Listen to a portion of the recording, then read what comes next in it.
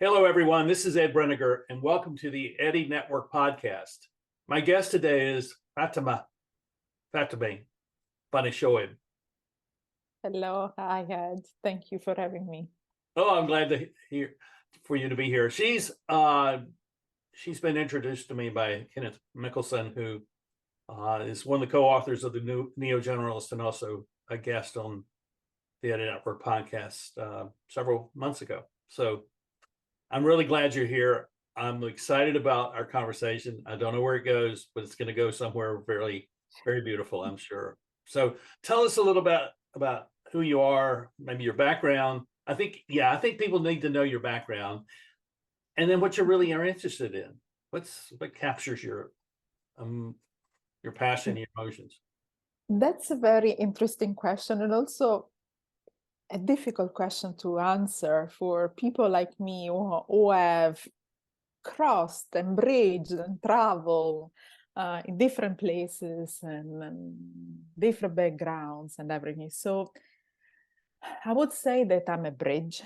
And I've always been a bridge in my life. So I was born in a mixed family. I was born in the south of Italy.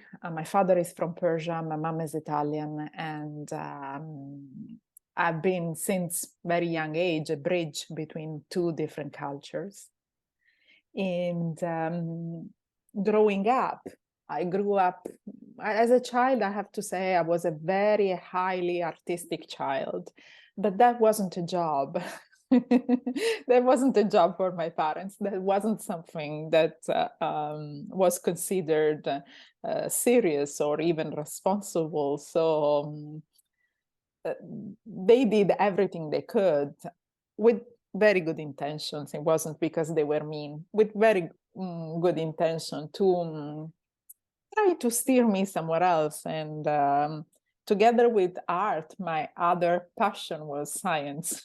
So I decided that I was going to become a scientist. And here again, another bridge in my life. So I bridged arts and science.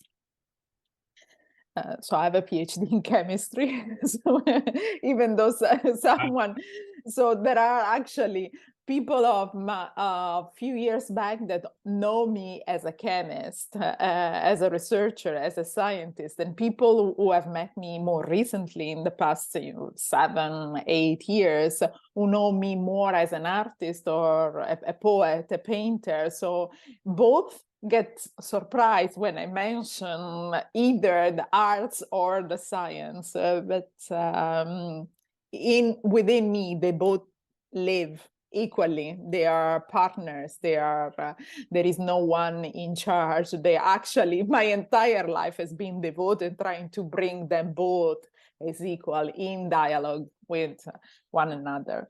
And so you ask me what I'm interested in life. I've always been interested in human development. What makes us human? And that's how I've lived my life. As a young child, I would ask myself, why these differences between Italy, Persia? Why, differences in culture, differences in food, differences in way of saying things or approaching things, differences in religion. And I remember kids, when I was at school, in very young age, they would ask me, but what do you feel more Italian or Iranian? And I didn't have an answer. And to be honest, that was a very, stupid or very awkward question to me, because it was almost like asking me to choose. And I did not understand why, first of all, I had to choose, why I could not be both. And so I've been always curious about, okay, why is this choosing? Why is this, I can't be multiple things at the same time? And so I've lived my life traveling and living in so many places, trying to understand what makes us all human. What when we strip away all the layers that are part of the culture of the environment, which of course has an influence, I'm not denying that. When we strip that away, what makes all of us human? And so together with this interest in human development, I've developed and cultivated and starting to pay attention to what I call a sort of cultural artistry, because it's an art. It's an art not only because it's how we put it together and it changes and it transforms all the time, but it's also because it's composed by elements that at times are not linear. Actually, most of the time are not linear, but they look to me more as an abstract painting. Wow. That's fascinating. And I'm curious as to what it is when a person reaches some level of human development that is, say, fulfilling or flourishing or alive, or what does that look like to you? Visually, I'm also a very visual person, so I'll try first to put an image to it and then try to describe what it is. Visually, to me, it looks like a very bright painting with colors and strokes of brush that are fluid and almost like are organic and dense. I don't see, as I imagine it, I don't see sharp lines, but I see almost like something coming together with colors blending into one another. Is it sort of images without boundaries? Images without boundaries, yes. It's more of a blend coming together, a blend of things and colors together with no separation. And to me, if I were to put words, what that looks like is an individual, a human being that understands, but not at the cognitive level with every cell. Mm-hmm. So at the cognitive level, at the body level, at the heart level, at the spiritual level, that actually there is no such a separation, but is actually a journey. A journey and an evolution, and there is no beginning, no end. It almost sounds like a poem of Rumi, one of my favorite. Yeah. Beyond ideas of right doing or wrong doing, there is a field. I'll meet you there. I like that. And that to me is someone like Rumi, who has arrived at the point of evolution, of development. I prefer evolution than development. Development sounds a little bit planned. I don't think we can plan. Evolution is intrinsic to our DNA, is encoded within us. So our purpose in life, which is also the purpose of life, is evolving. Whatever we do, we will evolve to a point. And there is a field where there is no wrong or right. So this is, I guess we could call it a journey of discovery. We're discovering things. So what is it that you think we are discovering when, let's say, we begin our journey and we step out of our front door and there it is before us? What is it that we're discovering? That we are humans. Okay. That we are humans, and that we are fragile, that we are vulnerable, that we are connected with everything that is around us, and there is no way to escape that. We can try to engineer that. We can try to engineer the relationship or the exchanges that we have with the world, with ourselves, we can try, definitely. We can manipulate that, we can architect that, but ultimately, we will discover that by doing that, we only see a little piece and we miss the fluid colors coming together. We will miss the entire painting. We will only see a very tiny color. It's almost like, you know, using one tube of colors when you have plenty. I totally get this. This is how I think. The chemist, Michael Pogliani, you know that name? Mm-hmm.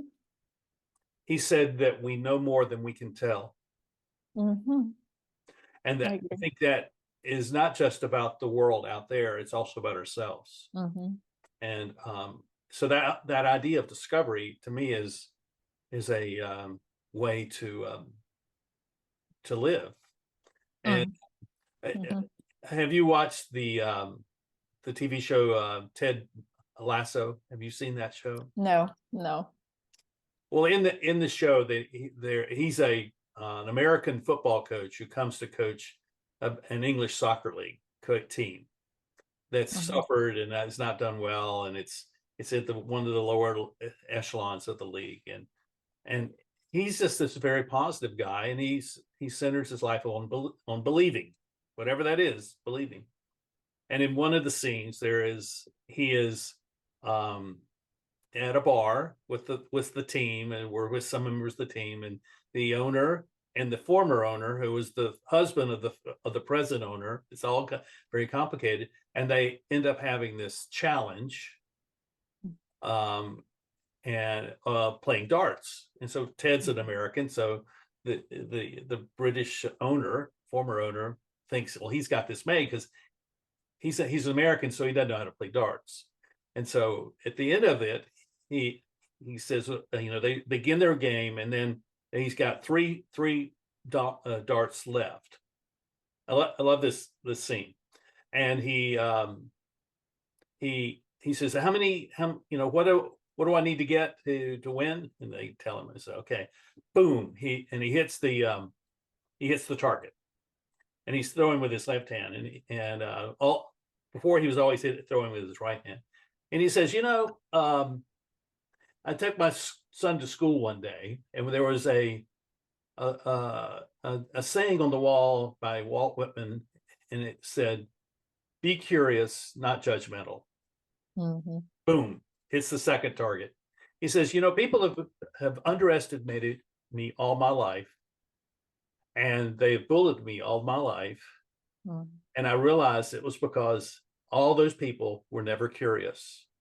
Mm-hmm. And I prefer to be, you know, curious. And he hits the bullseye, and he wins the match. And I thought that was such a great way of talking about how we discover ourselves, which is be curious, ask questions, talk to people. I mean, that's why I do this podcast. So, so tell me, what I'm curious about now are people that you have met during your life who have helped you to be the person you are now, and their impact upon you was that they allowed you to be yourself in that way. Well, there are multiple ways of answer to this question. It's a very interesting question. Of course, every single person has, in a way, had an influence of me, meaning the interaction I've had. We only, this is something I always say, we only exist in relationship with one another. We are not, as much as I would like to be a cave woman, I still live in a society. So everyone has had, everyone who I've met has had an impact, an influence in my life. Yet there are some who have had more influence, have steered the direction of my life more strongly than others. And there are plenty who I can mention, but definitely there are the artists who have steer the direction of my life. And those are the one I actually ask help to, even though I don't have a direct one-on-one dialogue, but I can have a dialogue through the artwork that they left us. And one, not the only one, but one is definitely Maya Angelou, who has tremendously impacted my life. The way she lived her life, the person she became, despite all the struggle that she had to face since a very young age, the poetry she has written, the courage she had showed in her life. And I actually sometimes pray to her. I ask her for advice when I'm at the crossroad, or when I have to take a decision, or when I'm working on something important. I like to ask myself, what would she say? What would she do?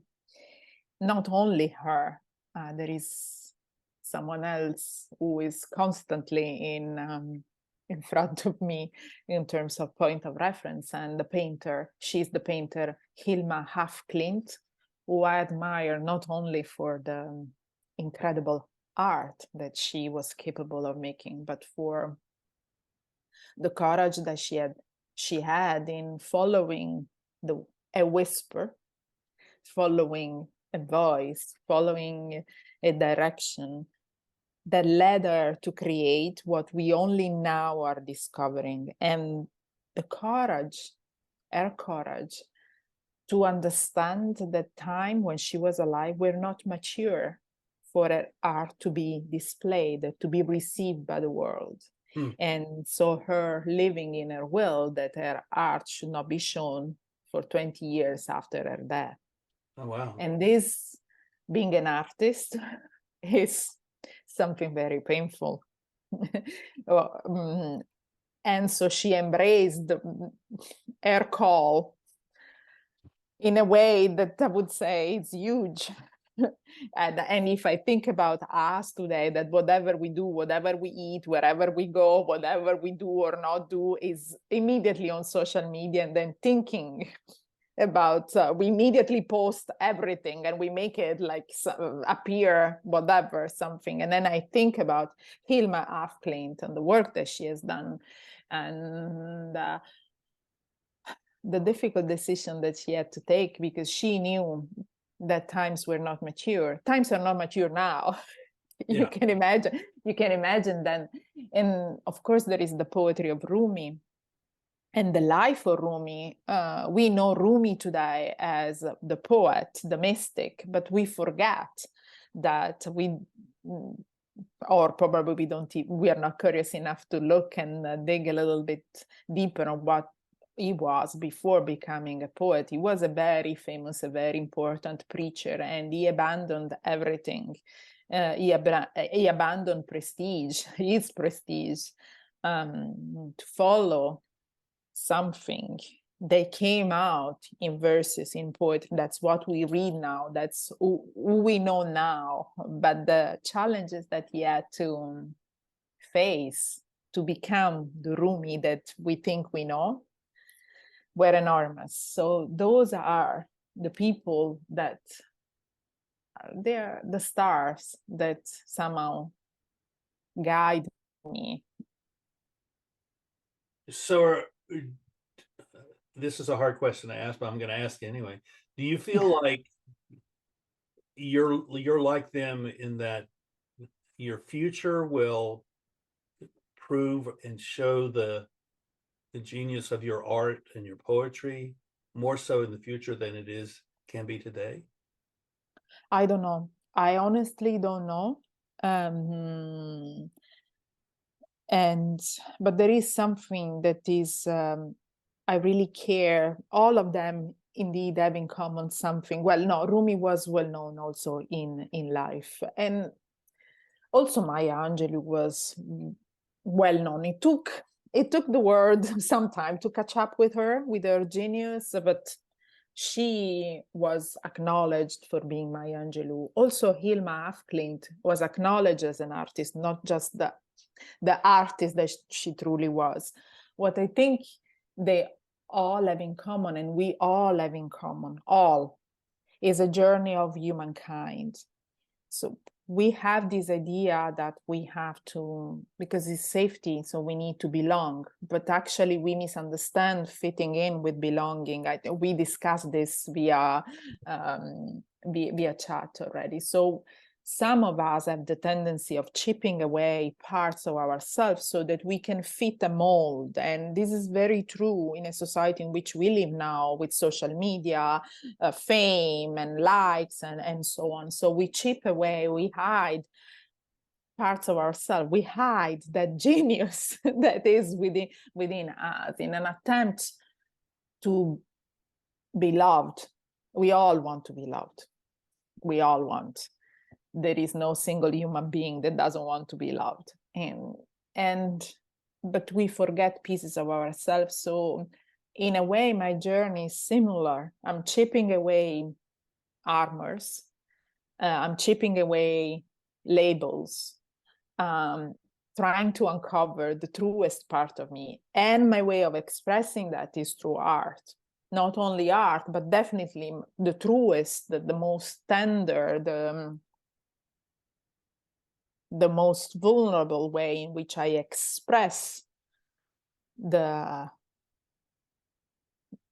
genius within me, the rainbow, the full rainbow of all my facets, is through art, through paintings, to poetry, to stories. And so that's why these figures are a point of reference, are a star for me, because it's a way of guiding me not to be discouraged, not to forget, not to forget and continue on a road. What will be, I don't know, and none of us knows. But in a way, they've walked a path. We all, in different ways, are walking. I feel a shared path because they are artists. So of course I look at them as artists in my artistic expression. So yeah. Where did the experience of the whisper enter into this? Where in this process of discovery did that come? Well, I could read you a poem. I could read you a poem because that's actually Okay. the moment, the distinct moment in which, Okay. and I can give, I don't know if I can give you details, but of timeline. So let me see, let me find it. So this is a poem called Lean Back. And it definitely signs the moment in which in my lifetime the whisper came. It is a very distinct moment. I just have to find it, or maybe I can just pull it up on my computer, then it will be probably easier. We are listening and absorbing even in the silence. Let me pull it up on my computer. Okay. It will be easier. Okay. I will read it from my computer. I have a copy here. I found it. So I'll read it. So Lean back. Here we go. Lean back. Lean back. The whisper, the tiny little whisper inside. I made a career out of not listening to it until it broke me free under the big sky of Montana, nowhere to hide from the truth that nobody knew about me. I ran a manufacturing plant and I hate it. I am a scientist, an executive. I lean into success. I lead from behind and beside. I am a businesswoman at the top of her game.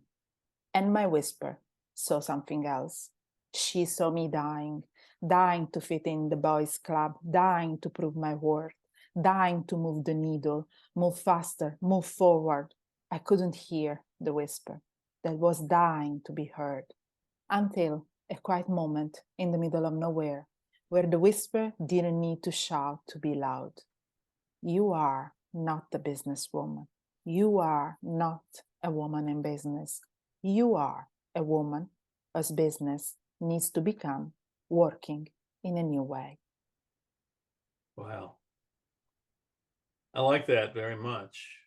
Thank you. And I'm sure there are many people who can identify with that. So, and I think they can identify because they feel trapped in something which is very mechanical.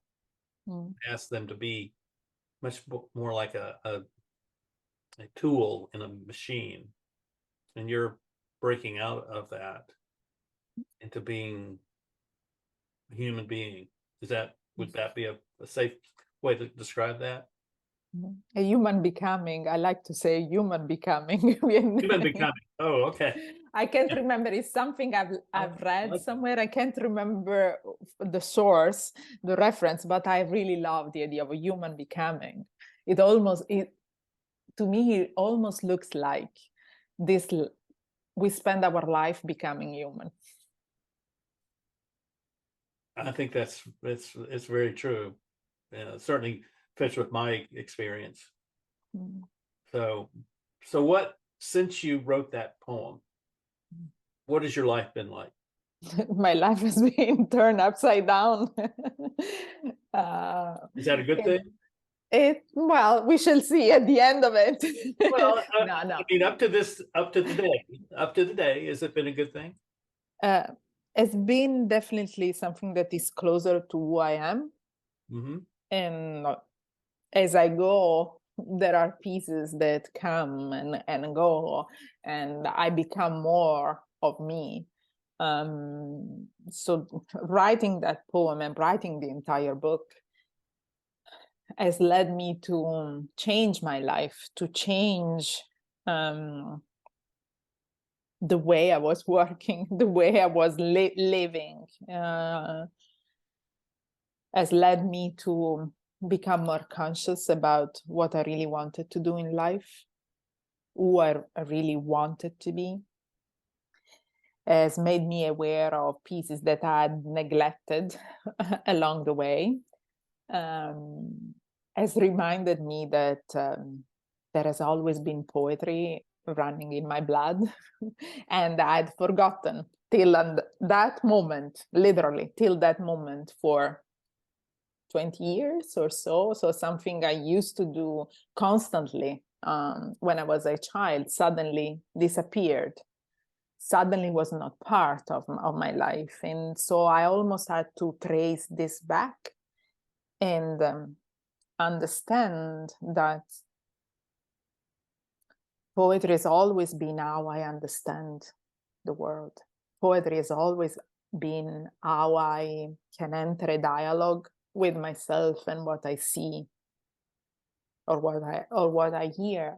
And neglecting that has meant for me is almost like walking and working and being in the half of myself. It was almost like I wasn't able to make sense in the way that would have helped me and whoever was relating with me. So that meant reclaiming poetry, reclaiming art in my life, regardless of what I do. That doesn't mean that there is poetry only when I'm writing poetry, but there is a place for poetry also when I'm doing something else. It's a way of communicating with the world. Does that mean that you have to somehow get out of the mind of abstractions and get into a different mode of thought or being? And I'm kind of thinking that maybe the right way to ask the question is, how are you listening to yourself, which out of that comes the poetry? Well, actually, poetry is how I listen to myself, or painting. For me, is exactly the same thing.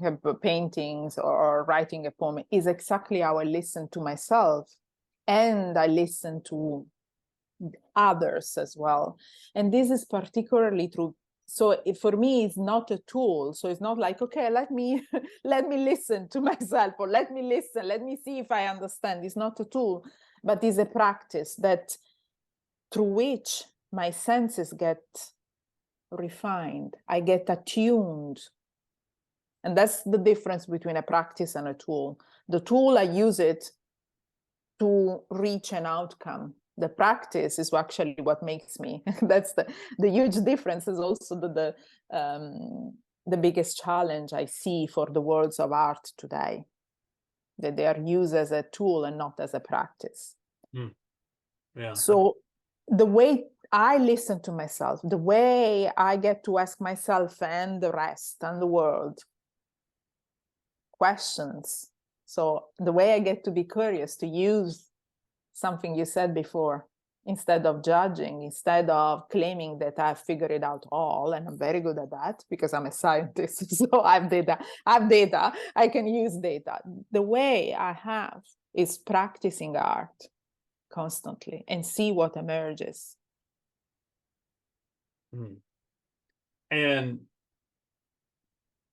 I'm curious about the practice and the discipline of the practice. So the discipline is what you are doing. Like I carry a journal around, and I just write stuff down and take notes, you know, and out of that comes thoughts, and then it may result in a picture. You know, I'm going to draw an image that's trying to put some abstract things together in something concrete and visual. And is that something you do? Yes, it's something very similar. Also, so I would always have a piece of paper to write poems, paper and colors or canvas to paint, and to pay attention. Actually, and this is not a belief, is actually science. First we constantly feel. We are not a cognitive machine, we are a feeling being. So first we feel, then we think, and only after we are supposed to act. And I think that we can access the feeling aspect, the emotional, the abstract, through an art practice that will make clear what are we thinking. And once we have them both, the feeling and the thinking, we can choose how to act or what to do.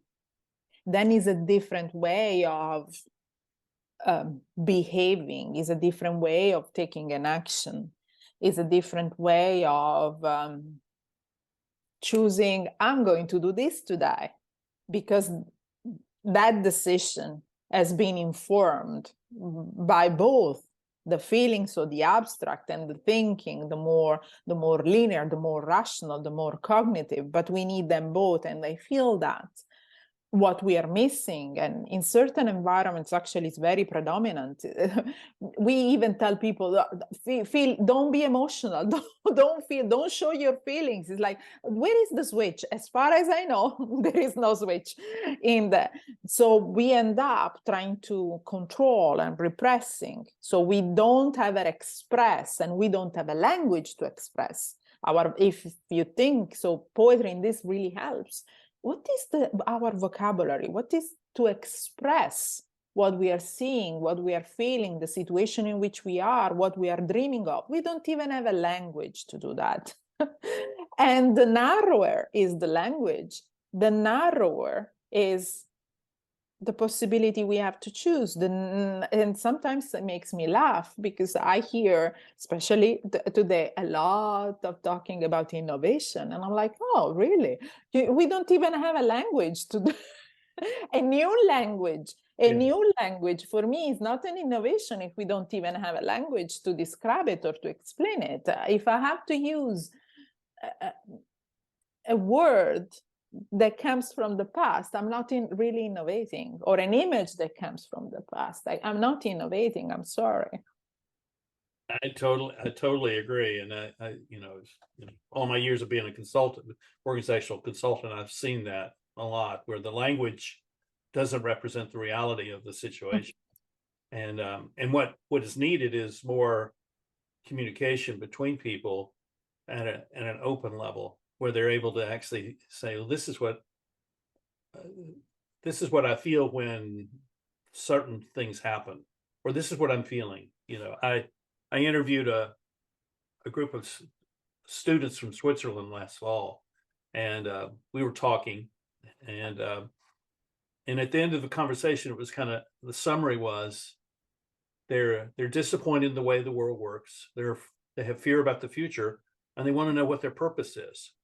And I was thinking, so where did they go find that? You know, the reason I was talking to them was because there was nobody at their university that mentors young leaders.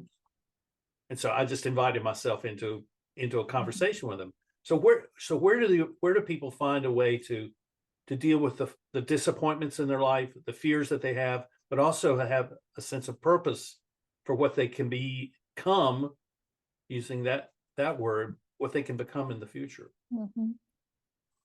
We simply don't. We power through things.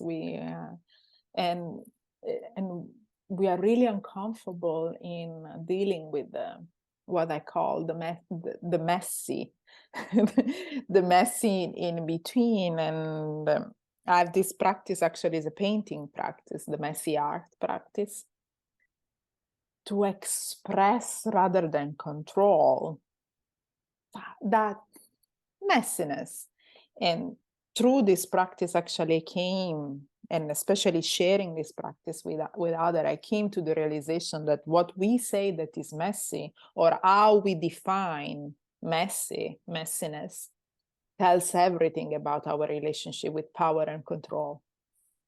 So if we don't have a way to express it the way it is, not me controlling it and making it pretty, because as soon as we hear the word messy, we want to put it in order, control it, make it pretty, and absolutely they cannot exist in our life. But actually it's a lot, it's messy in our lives, a lot. Yes. And we don't have a way to express it. And I think the only way is through art. I would agree with you. So do you do one type of painting? Has one style, or do you just? No, I do multiple. I do multiple, predominantly abstract art, with different techniques, with different tools. I see what I'm drawn to, I'm called to let this messiness to be expressed. And there is something I always say, and I always remind myself when I'm there practicing or painting: express, do not impress. Because I think that is something that we all want to do. We want to impress. I want that like on that whatever. I want everybody telling me like, well done. And it is not about that. It is not why I practice art. And it's funny because this makes me laugh all the time. It really makes me laugh all the time. So my paintings all go under a big bucket of messy art. So I always sign them messy art by me. And here and there I have people commenting and say, oh, it's not messy, it's very pretty. And I'm like, well, you just told me. You just told me what I've been claiming all along. There you are. And yeah. And it is not. So it is really how we define messiness that tells everything about us, not about the other thing, about us. And it makes me laugh all the time. Well, at the beginning, when people were telling me, oh, it's not messy, it's very nice, actually, it's very pretty, I got offended, but now I laugh about it. Well, I see that messiness is simply an expression of the transitions we're always in. Yeah. And it's a search for meaning within the messiness, and the meaning is what enables us to contribute. And that meaning also changes. It changes, and it's also a way of looking at things as they are, not as we want them to be. Right. Or looking at us as we are, not as we want to be, or as someone else wants us to be.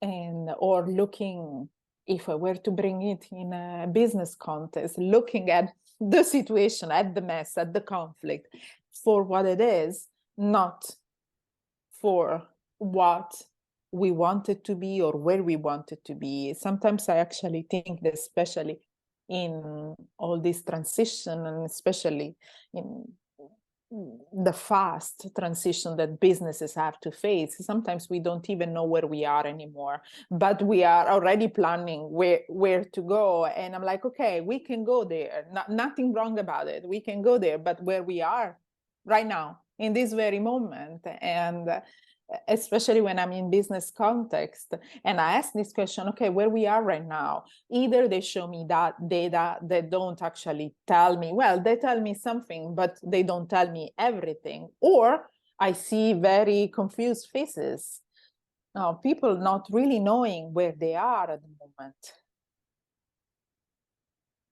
And are you being an example to them that they can say, oh, well, she has found her way through the messiness, I want to be like her? Do you get that kind of reaction?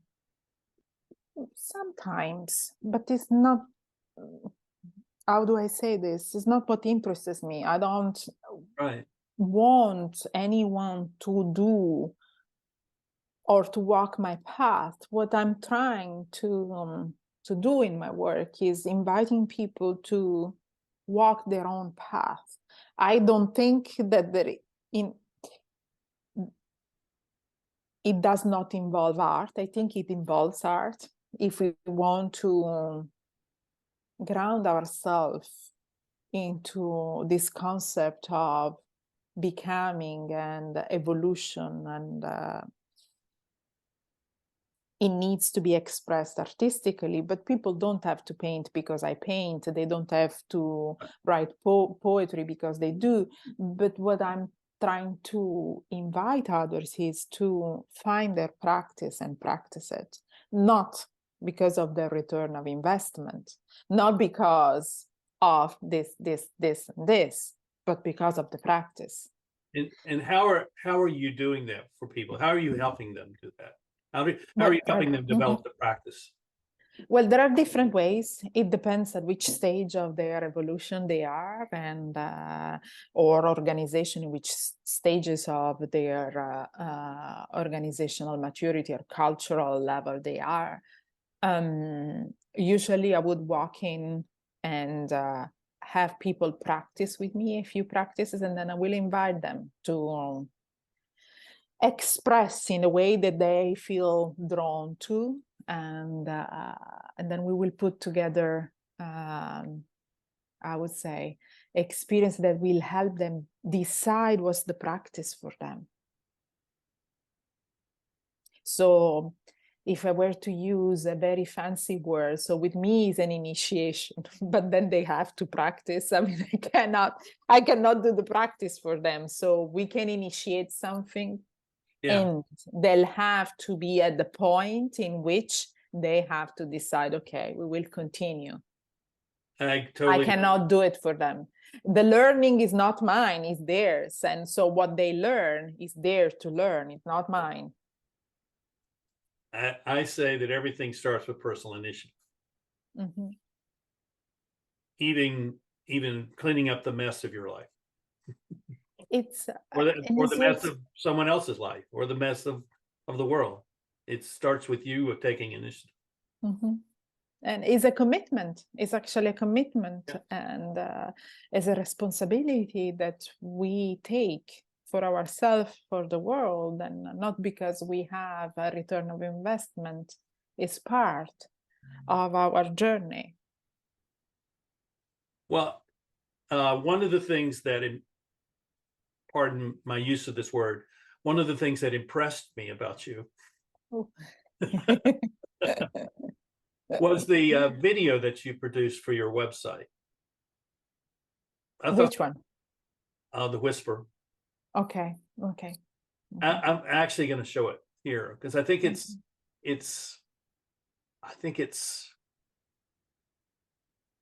expresses something about the way people want to be. And you have expressed that, you gave us the lean back poem, and which I like, and that's in there. But I think that I think what I like about it is that you have this demarcation of a point in time where you decided at that point in time, I'm going to be different than I was yesterday. And that you made that step. You wrote a poem about it, but you made a step and you became different. And I think many of us have those moments in time, and maybe many of us have multiple moments in time where that whisper has said, okay, as in my case, it was on horseback in Wyoming, it's time to stop talking about leadership and lead. Okay, everything that's in front of me, that's offered to me, I will do, because now I know that's what I'm supposed to go do. I'm supposed to lead. I'm supposed to take initiative and all of those things. So I think that that's a really important idea for people, that they can stop doing one thing and start doing something else, and they can change their life almost overnight. So I remembered actually that since as a child I would write poems. I asked my mom, and my mom said yes, that when I was a little girl I would write everything in poems. And I went back, I even found my journals. They were all written in poetry. And thanks to the whisper, I remember that poetry was my natural voice. And why? Because poetry is how we seek and we find truth. And that's been my journey till that point, and still now.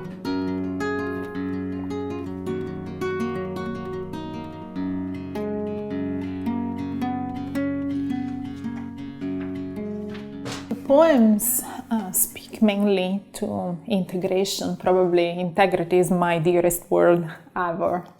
And by that I mean, how do we become that person who is whole, is complete, by integrating all the parts we are composed by integrating light and shadows.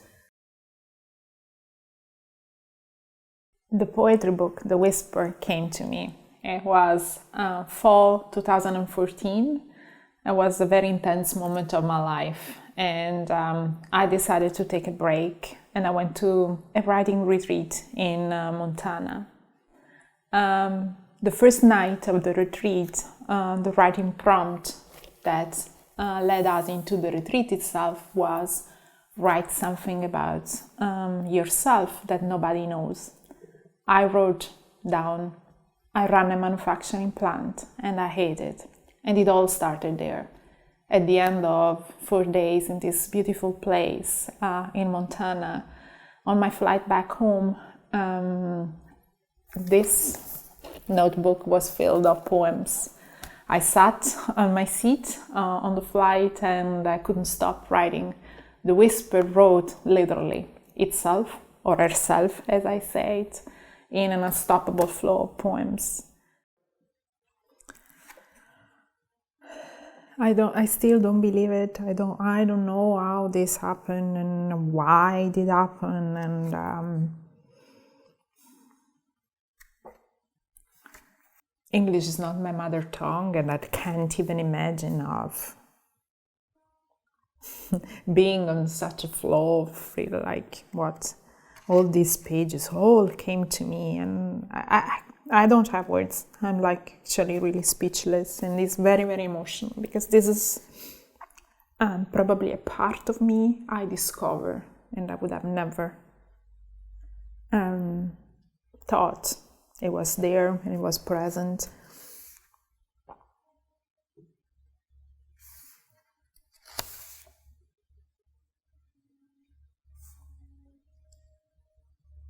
What is also surprising that the order of the poems came naturally. So not only the poems, but their order, the flow It's almost like a story.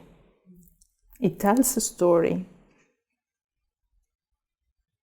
with a beginning, a middle, and an end. I can't believe it.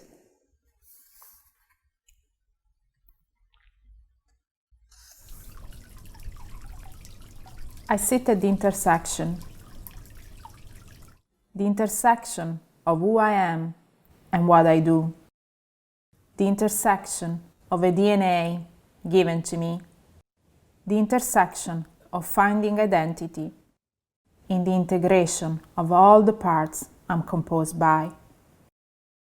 The whisper is the call to continue sitting at the intersection.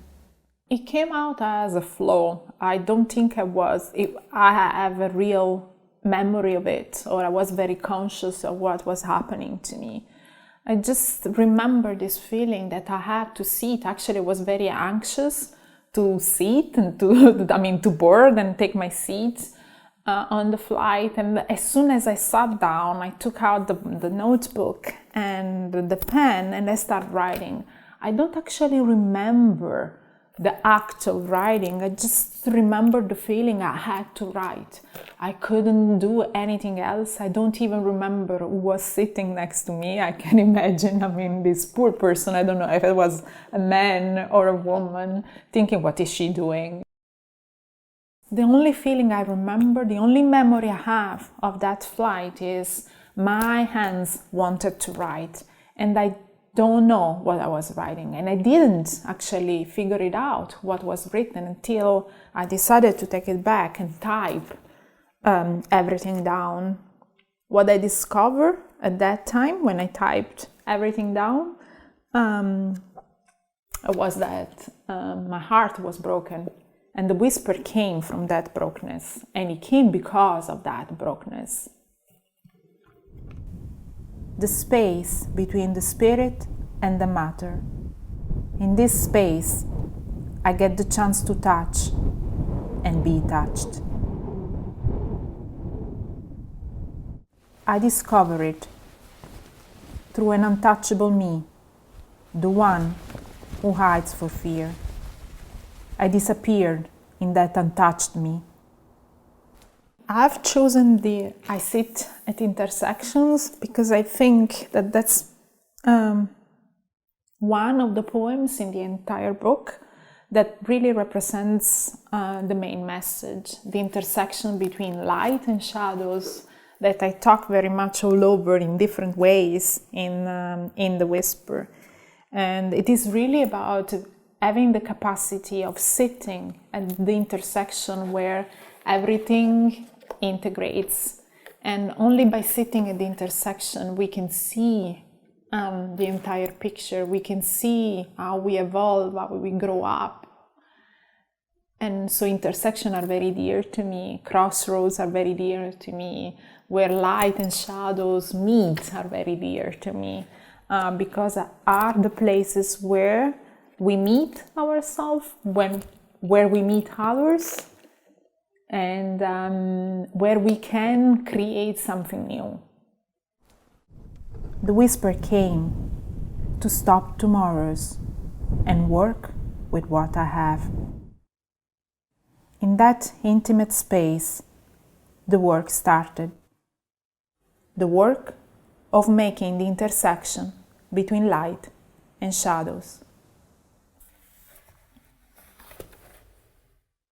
After I decided to type everything down, I didn't look at it anymore. And touching it it brings back a lot of memory. It brings back the memories of the time in Montana. It brings back everything that has happened, that had happened in that specific period of my life. It brings back the memories of coming back here. And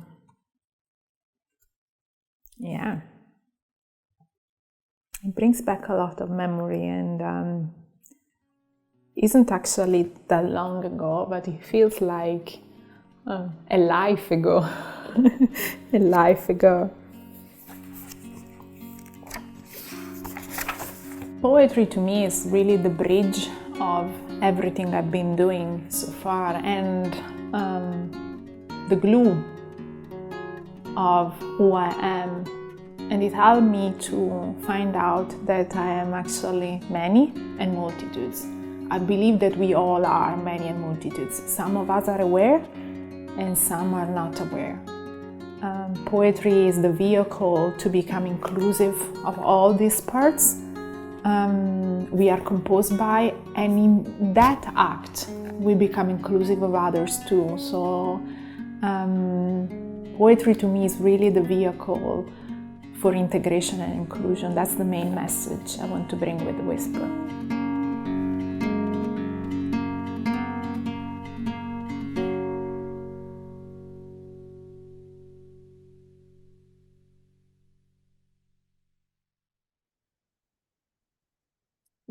It's changing a lens.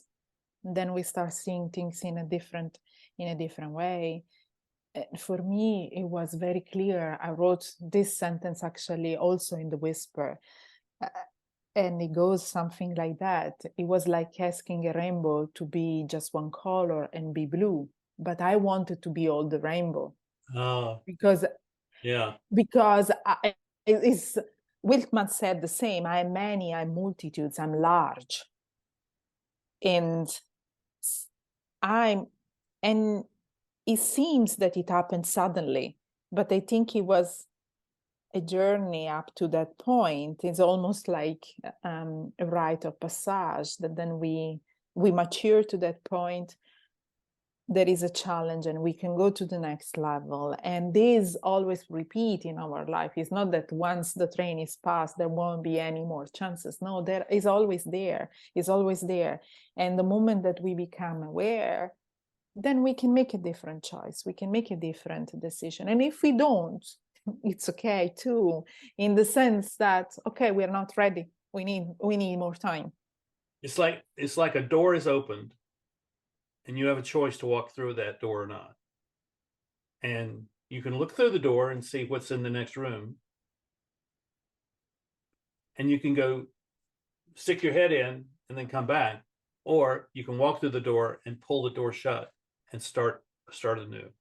We can always have, that's always available to us. Actually, I don't believe that, okay, if you don't do it now, you won't ever do it. I mean, till the last minute, we have the possibility to open another door and enter into another room, always, till the point, actually, that I don't know if it is true. I'll have to wait to know if it is true or not. But till the point we realize that there are no rooms anymore, and there is a garden, or there is an ocean, and that there is the entire rainbow, and it's not just one color. And I think that that's the purpose of life. Yeah, I like that. I like that a lot. Well, I'm grateful that you joined me today, and you give me a lot to think about. And I hope other people will seek you out.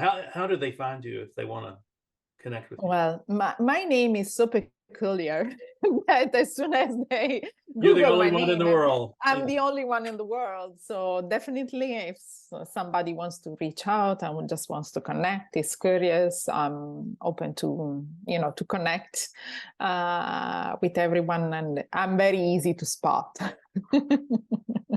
And appreciate.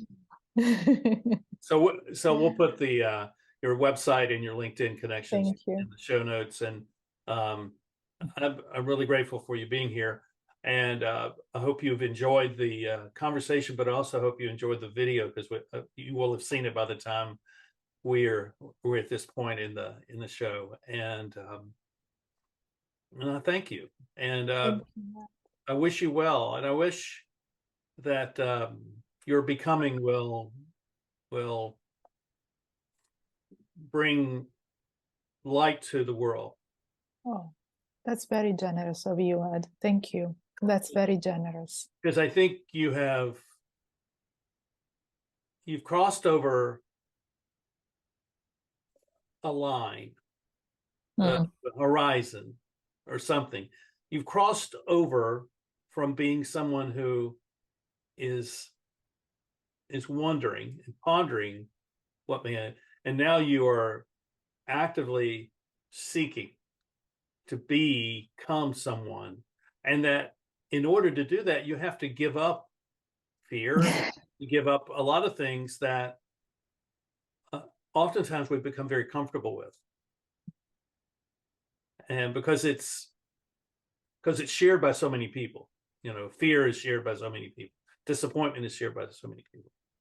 And so when you say, well, I'm no longer going to be afraid, and I'm no longer going to be disappointed, I'm going to embrace the beauty and the expansiveness of the world, it changes a lot of things, and it becomes a journey that has no destination.